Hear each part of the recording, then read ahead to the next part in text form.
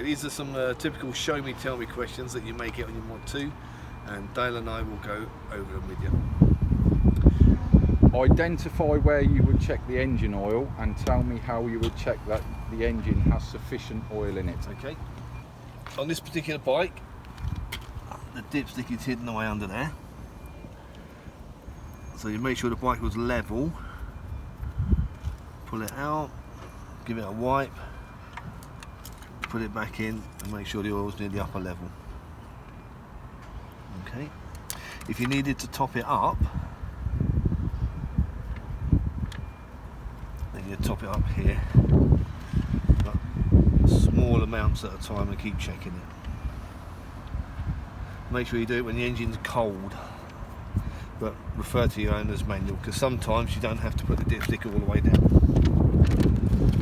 Show me how you would check that the horn is working on this machine. First things first, turn the ignition on and then just press the horn button. Identify where the brake fluid reservoir is and tell me how you would check you have a safe level of hydraulic fluid. Okay, on this particular bike, if you come around the front here, it says lower level. Make sure the bike's upright and make sure the level is not below the lower level. It's high, you can't see it, but it is high. For the rear brake, the fluid container is hidden under this side panel, but it's exactly the same check, upper and a lower level. How would you check that the lights and the reflectors are clean and working? So you need to turn your ignition on, and on this particular bike you have to start the engine. If you look at the front, that's dipped beam. If I press the high and low beam switch, you can see the lights are moving. See that? Indicators left, indicators right. Okay. We go to the back of the bike.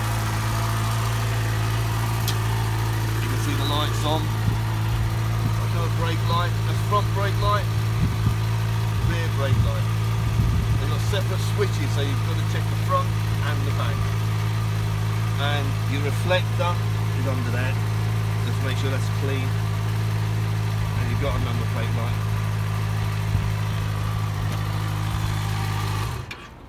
How would you check the condition of the chain? Ideally, you want to be on its centre stand or a paddock stand. Make sure there's not too much slack. About 25mm, but refer to the owner's manual.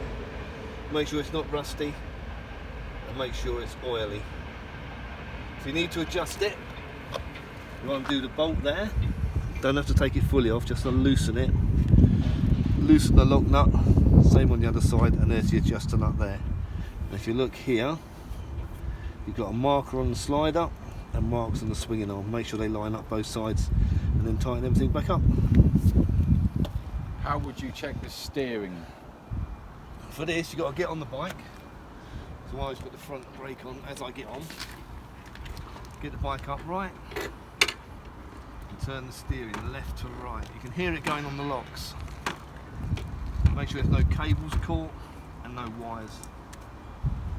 Sometimes if you turn the bike, the revs go a little bit higher, that means you've got a cable caught. This is fine. And how would you check the brakes are working on this machine? Sitting on the bike, front brake on, push it forward. The bike's not going anywhere, the suspension is diving at the front.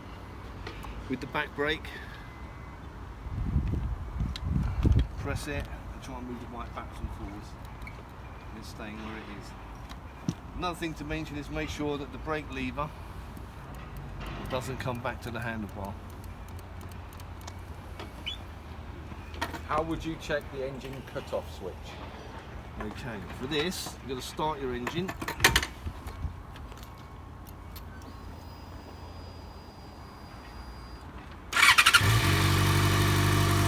when it's running, you've got the cutoff switch here. Press it, and it'll kill the engine. It doesn't kill the lights, it just kills the engine. But don't use it to switch the engine off because it'll wear it out. And you may want to use it in an emergency and it won't be there for you. Tell me how you would check your tyres to ensure that they are correctly inflated, have sufficient tread depth, and that their general condition is safe to use on the road. Okay, looking at the front, on the side wall there is an indicator which will say TWI, or a little arrow. Locate that, follow it to the middle of the tyre, and there's a raised bit of rubber in there, 1 millimetre high. It's a bridge, a little bridge just there. When the main tyre wears down to the bridge, replace it, but that's only a legal tread depth, which is 1 mil. We recommend 2 mil. Also, have a look at your owner's manual and that'll tell you what the pressures are. And make sure there's no cuts or bulges. That's looking good. And when would you check the tyre pressures? When it's cold, before you start a journey. Okay, what are the legal requirements for you to carry a pillion passenger? You must have a full licence. The bike's got to be built for 2 people. There should be pegs on the back. We'll have a look at this. You put these down so they can put their feet on there and on this side. Sitting on the back, facing forward, and they must have something to hold on to, either you or the bike. And insurance as well. Some insurance companies won't insure you for pillions. And what things may you need to adjust to carry a pillion? Okay, there's a couple of things at the front, a couple of things at the back. The thing at the front is the mirrors, because as you sit on the bike the mirrors will move. The headlight as well. There's an adjustment screw just in there for the headlight. And at the back, rear tyre pressure and suspension unit. But have a look at the manual and that'll tell you what it should be.